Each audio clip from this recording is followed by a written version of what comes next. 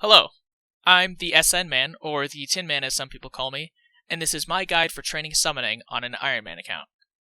Summoning is one of the trickier skills to train on an Ironman. Firstly, it's one of the few skills on Ironman, along with construction and fletching to name a few, that require spending GP. GP is generally in short supply as an Ironman, as the only main source comes from alching drops. Secondly, the small number of farmable tertiaries severely limits the pouches that are feasible to train with. With this guide, I'm going to cover some helpful items, DnDs, and quests, the best sources for charms, a 1-99 guide of the best pouches to make, and finally, the best methods for training summoning. Feel free to click on the links in the description to skip to the section that you're interested in. The first item that's vital for any serious summoning training is the Charming Imp. The Charming Imp automatically picks up charms off the ground for you, saving a huge amount of time and effort, and making your charm collecting much less of a hassle. It's bought from the Dungeoneering shop for 100,000 tokens, which takes a minimum of 1 million Dungeoneering experience to get. The Dungeoneering grind is definitely worth it, and I would highly recommend to every Ironman get the Charming Imp as early as possible in their account progression. Spirit Gems are also helpful for training summoning. As an Ironman, you can only obtain the Sapphire, Emerald, and Ruby Spirit Gems, outside of getting lucky with the Prifddinas Gem Rocks or the Aquarium in player-owned houses. Sapphires save 10, Emeralds 20, and Rubies save 30 charms. I would definitely suggest you pick them up when you get them as a drop, which will be fairly often, as any creature that can drop charms also has a chance to drop Spirit Gems. Spirit Gems can be used on each other to combine their charges, or 3 of one type of Spirit Gem can be forged into a single Spirit Gem of the next highest tier. Although the total number of charges you will have go down if you do that, so I wouldn't recommend it. Since blue charms give the highest experience per charm, I would save all of your Spirit Gems and activate them when training with your blue charms. But since for the blue charm pouches, your limiting factor is likely to be the tertiaries and not the number of blue charms you have, it's also alright to save them for the crimson charms as well. The first DnD that's helpful for summoning is Bork. Once you've done the quest What Lies Below and the sequel mini-quest The Hunt for Surok, Bork can be killed once a day for a guaranteed charm drop. He drops a minimum of 5 blue charms, 7 crimsons, and 2 greens, and the following table from the Runescape wiki shows how many charms will drop, depending if you're wearing the Ring of Wealth, if you've completed the hard Varrock tasks, and if you've done the Mighty Fall quest. Now, the most helpful DnD to do is Familiarization. You can complete this minigame once a week, and if you've done the Last Resort quest, you can bathe in the unlimited run energy pool to make this minigame much, much easier. Once you've finished, you receive a ticket that, when activated, will give you 40 minutes of triple charm drops, and at a lower level, one of the best creatures to kill when you have this active is Water Fiends. The minimum requirement to kill Water Fiends effectively is a tier 75 ranged weapon, although if you're on a Slayer task with a Focus Sight or a Slayer Helm, you can kill them pretty effectively with a tier 70 weapon. If you have any lower, you won't be able to kill them very quickly, and it won't be worth your time to camp them for charms. You can either make a point to do this minigame every week and use it on Water Fiends or another high charm dropping monster, or if you want to take a more passive approach like I did, you can just do the minigame every time you get a Water Fiends task. There are also a few quests that are helpful to summoning training. You'll want to start out your summoning training with Wolfisle. It's a 5-minute quest and it'll get you from 1 to 4 summoning, as well as giving you 275 gold charms for free. Collecting charms at a low level can be a pain, so this will give you a much needed boost. Another helpful quest is the One-of-a-Kind quest. The summoning requirement is pretty hefty at 74 summoning, and it's fairly long, but it's definitely a quest that's worth doing. Along with giving you a really good necklace slot item for free, it also gives you access to Celestial Dragons. These dragons drop a ton of summoning tertiaries like Talismans, Dagonoth Hides, and Steel Plate Bodies, as well as a lot of Crimson Charms. You can kill these effectively as long as you've got a tier 80 ranged weapon, and Dragonbane bolts or arrows are highly recommended here if you don't have a tier 90 weapon. The final very important quest for summoning is Plague's End. Plague's End does require 75 summoning, as well as 75 and a slew of other skills and some quests, but it's arguably the most rewarding quest in the game. For summoning specifically, Plague's End gives access to the Summoning Obelisk in the Amlaw district of Prifddinas, and while the Voice of Saren is in the Amlaw district, making pouches gives 20% extra experience than it would otherwise. This is insanely helpful, since this means much less time spent collecting charms and tertiaries, since you'll be getting much more experience per charm, as well as significantly cheaper training. I'm gonna shift gears now and explain how to get charms on an Ironman. There are many different methods for collecting charms on an Ironman account, but the absolute best way to collect charms is through Slayer.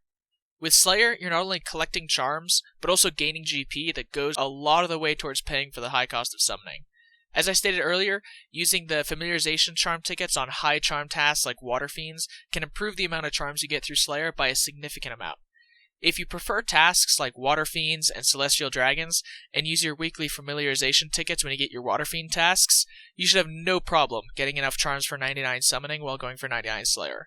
However, if you need more of a specific kind of charm, here are some good monsters to camp. There are a few good gold charm droppers. Now, note that you don't need that many gold charms, and you'll end up having much more gold charms than you'll ever need through Slayer, so these shouldn't be camped outside of Slayer unless you really need gold charms immediately. The easiest monster that drops a lot of gold charms are Gelatinous Abominations. Gelatinous Abominations only have 150 life points, and they only require spiked gauntlets to kill, so most of the time spent on the kill is actually performing the animation of ripping their heart out during the final blow. But they don't drop anything of value except for their 40% drop rate of gold charms. And so it isn't really worth killing these. And it's much more worth it just to complete a few early quests like Waterfall Quest and Fight Arena if you need combat levels, and then do other monsters if you need gold charms outside of Slayer. Moss Giants are a great source of gold charms, dropping them about a third of the time. They're super easy to kill at 51 combat, even if you only have the starting melee levels from the early quests and an Adamant two-handed sword from the Birthorpe two-handed shop. Also, they do drop good items other than their gold charms, such as herbs, herb seeds, and low-level armor that can be either alched or sold to a general store. There are a bunch of places to kill Moss Giants, and they're rarely crowded. There are 4 Moss Giants northwest of Ardoyne, there's 5 Moss Giants on Moss Giant Island just off the coast of Brimhaven. It does require 10 agility to get to, though. I killed them for about 10 minutes with an Adamant two-handed sword just using basic abilities, and I got 21 gold charms and 50 kills, as well as a bunch of herb seeds and other helpful items for low-level Ironman accounts. If you throw in a couple thresholds available at that low level, you should be able to match 50 kills in 10 minutes fairly easily. The best source, if you're looking solely for gold charms, is giant rock crabs in the Chaos Tunnels. They drop 3 gold charms about 80% of the time, which is significantly better than Moss Giants. They're also weak to magic and have very low life points, making the kills very quick. But their other drops aren't as good as Moss Giants since they don't drop as many herbs and seeds, and so it's not that worth it to camp them just for the gold charms. I did camp them for about 10 minutes with a Gothic Staff just poking basics at them, and I got 150 gold charms in those 60 kills. Using thresholds here and tryharding the damage output won't help much here because they have so little health compared to the combat that you need to face them. And at that combat anyway, you should be past using gold charms, or you should have way more than enough if you did Slayer for your combat levels. Overall, it's definitely more worth it to just do Slayer than to camp something specifically for gold charms. Now that I've gone over gold charms, here's how to camp for green charms. Don't do it.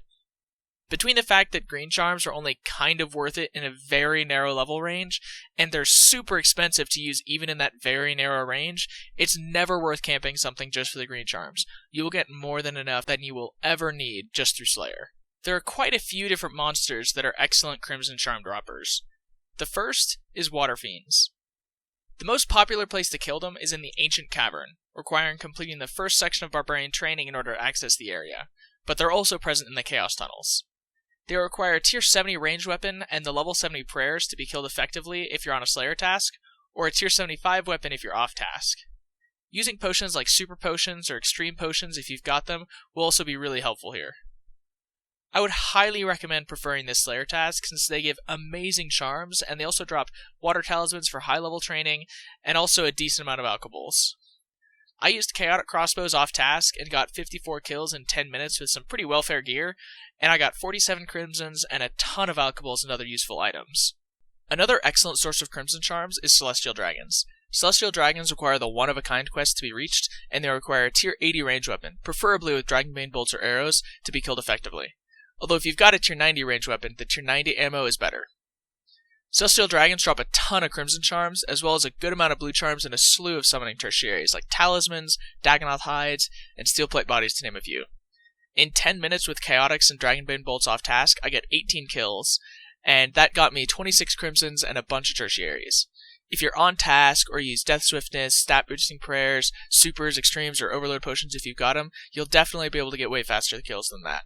There are a few monsters that drop a lot of blue charms, but they're fairly high level and usually only worth it if you're on task or you're camping them for something else primarily. Glaciers are a great source for both crimson and blue charms, effectively dropping about 1 crimson and blue charm per kill. However, they require the Ritual of the Majorat quest, and having at least a tier 70 magic weapon is recommended if you're on task, otherwise a tier 75 weapon is pretty much needed. Also, it can take a few kills to get the hang of how to kill Glaciors because of their mechanics, but with a small amount of practice, they aren't too hard to kill. I managed to kill about 14 in 10 minutes with a Chaotic Staff off task, and I was super out of practice there, so managing to get upwards of 60 to 70 Crimsons and Blues per hour shouldn't be too out of the picture. Tormented Demons are another good source of Crimson and Blue Charms, having an effective drop rate of about 1 Blue Charm and a half Crimson Charm per kill. However, like Glaciors, there's a pretty steep quest requirement, with Tormented Demons needing Walgothic Sleeps to kill. I only managed to kill about 8 in 10 minutes with Tier 80 weapons, but my switches were pretty garbage and I failed spectacularly at luring them correctly. There is a method to get really fast melee-only kills, but that requires a Steel Titan, which I'm assuming you guys don't have if you're watching this guide. Another good source of Crimson and Blue Charms can be bosses. Bosses like Corporeal Beast and Nex drop a large amount of Blue Charms, and Corporeal Beast, the King Black Dragon, and the Legion bosses are all pretty good sources of Crimson Charms.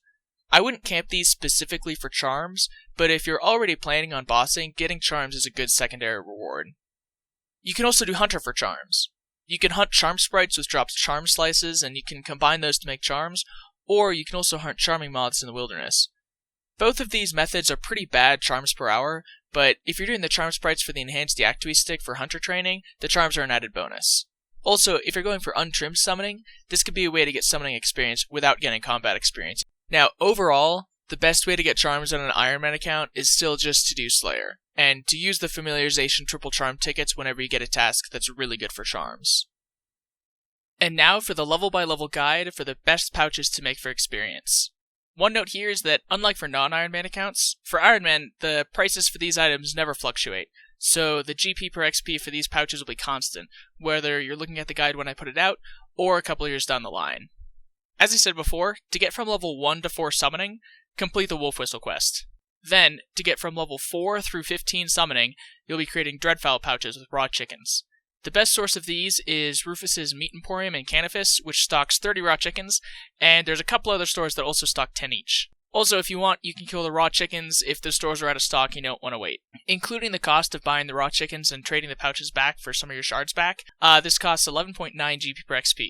But despite the high-looking cost, you're only going to make about 266 of these, so it's only going to cost you a little less than 30k through these levels. The 275 gold charms you get for free from the Wolf Whistle quest will cover all of these levels, so it can be fairly quick if you've got the chickens on standby to go from 1 to 16 summoning in about 10 or 15 minutes. To get from 16 all the way through 45 summoning, make Granite Crab pouches. These require iron ore as a tertiary, and you should have plenty of these from training mining. Now, the best place to mine iron is in the Dwarven Mines just outside the resource dungeon, using the deposit box that's in the resource dungeon to bank your iron ore. If you swap all your pouches back, this method costs about 2.4 GP per XP, so using these pouches is really cheap, but it's also really slow. A quicker method that's also a lot more expensive is to use green charms starting at level 28. Green charms are much more expensive than using gold, crimson, or blue charms, but since for this level range there aren't any blue or crimson charm pouches that are good, and granite crabs provide barely any experience per pouch, using greens is alright here. So if you've decided to use greens here, from 28 to 32, do compost mounds. The tertiary needed here is a bucket of compost, and there are a few different farming shops that stock 300 compost each, and the closest one to a bank is the farming shop just north of Ardoyne. Note that the GP per XP for these is 7.4, way higher than it is for granite crabs, but the experience per pouch for these makes this method over twice as quick. The next green charm for this level range is beavers.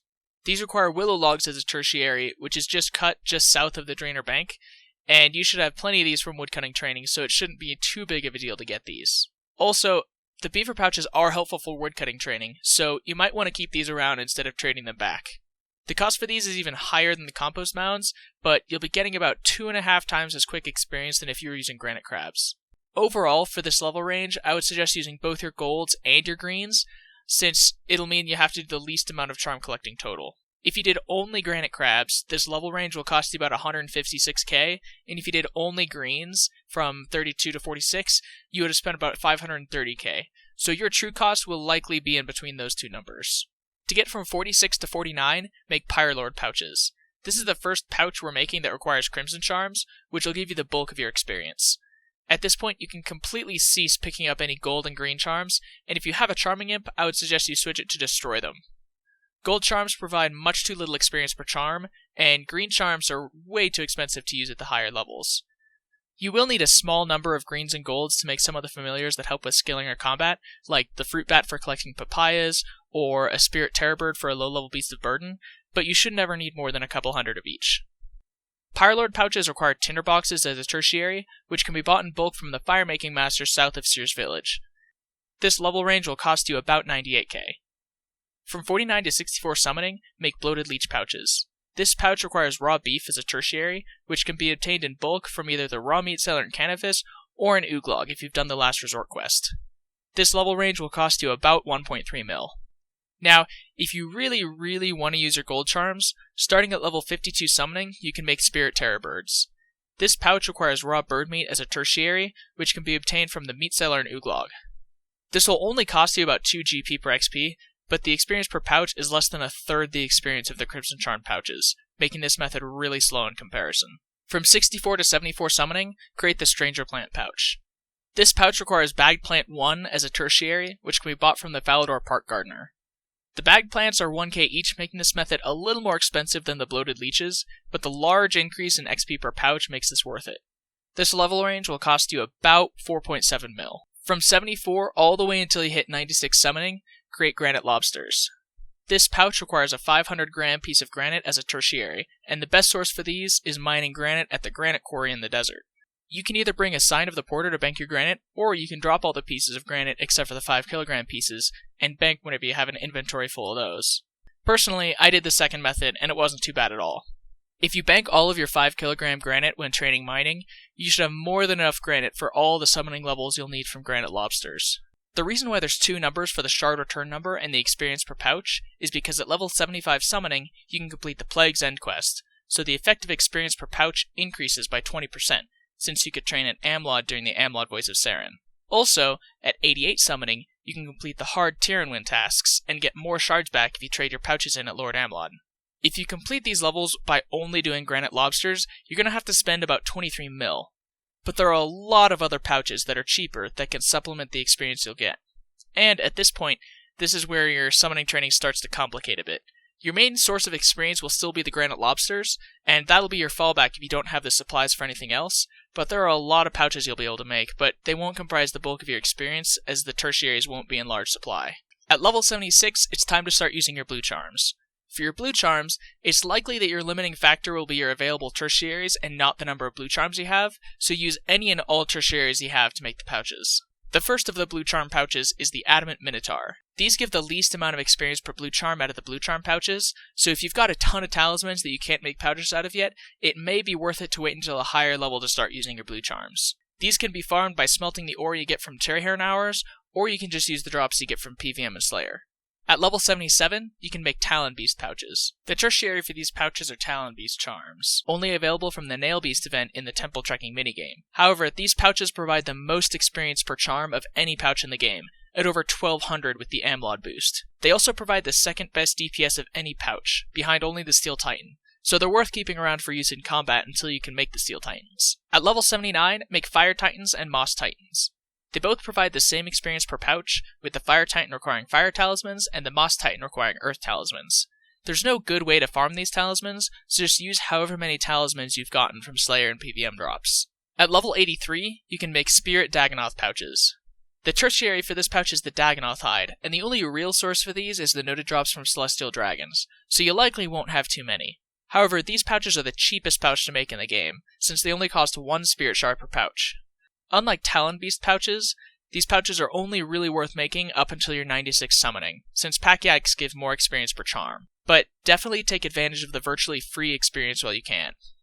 I also wouldn't trade these back in once you've made them, since you'll only get 25 GP per pouch back, so I just saved mine for Draca Trades runs. At level 86, you can make Rune Minotaur pouches. While these pouches also only cost 1 Spirit Shard each, the Rune Bar could give you 12.8 KGP if you smithed it into a Rune two-handed sword and then alked it, so this pouch effectively costs about twice as much as Fire and Moss Titans, with no opportunity to get any of your money back. So you can make this pouch if you have excess blue charms available and more cash than you'll ever need, but your blue charms are much better spent on other pouches. At level 89, you can make Geyser Titans. These are the best pouch for blue charms, so prioritize making these pouches over the other blue charm pouches. Water Talismans are a common drop from Water Fiends, and you can also get them in bulk from bosses like Araxor. At level 96 summoning, your main source of experience becomes pack-yak pouches. The tertiary for pack-yak pouches are yak hides, obtainable in bulk at the contraband yak store at Yatuzo. These pouches are really useful for virtually everything, so it's worth it to keep a lot of them around for future use. This pouch costs 2.5 GP per XP if you trade the pouches back for shards, or 10.4 GP per XP if you keep them around. Now that you know what pouches to make, it's time to start talking about how to go about making them. When you initially start training summoning, the best obelisk to make your pouches is the obelisk in Taverly. With this obelisk, not using any beast of burdens, you can make about 1800 pouches per hour based on about 10 minutes of testing I did. I didn't use any energy replenishment items or weight-reducing clothing, I just rested in the bank back up to 50% if I ran out of run energy. If you use Boots of Lightness, the Explorer Ring run replenishment, energy potions, or anything else that helps you out with run energy, you could probably exceed the 1800 per hour by a little bit. This definitely isn't the fastest method, but you don't have any other options at this point. At level 57 summoning, you unlock the Spirit Kayat. This familiar has a teleport which is very close to the summoning obelisk in the Piscatoris hunting area. The best method for this is to equip a Tukul Zo, obtained by completing the Elder Kiln quest, and using the Spirit Kayat to teleport to the obelisk, then banking with the Tukul Zo and repeat. If you don't have the Tukul Zo, you can also use another item that has a teleport near a bank, like a Ring of Kinship.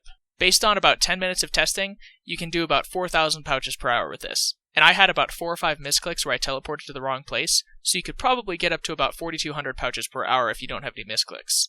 Once you've got level 75 summoning, you can use the Summoning Obelisk in the Amlaw district in Prifddinas. The best method for training summoning here is to use the Tukul Zo and Crystal Teleport Seeds, obtained by killing elves in Letya. I would suggest having a lot of Crystal Teleport Seeds so you don't have to change your preset constantly to account for running out of the higher charge seeds. Also, if you can do an entire hour without needing to recharge all of your seeds, that's much preferred. I would suggest having around 20 to 30 teleport seeds to use.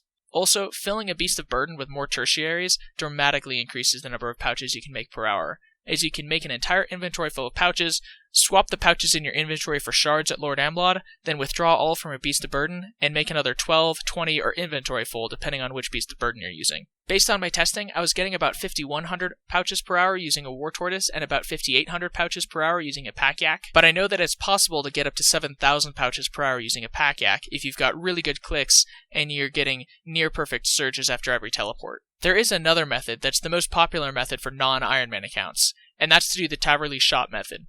This is where you sell your noted tertiaries to the Taverly Shop, then buy them back and make pouches, then trade those for scrolls, and then repeat. This isn't recommended on an Ironman for a variety of reasons.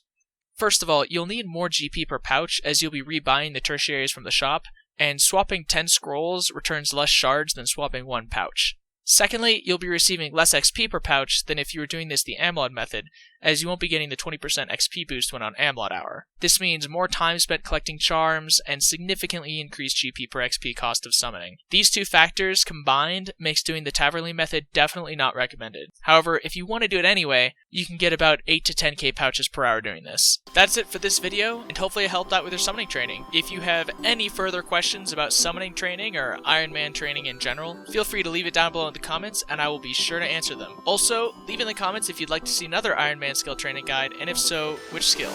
Bye now.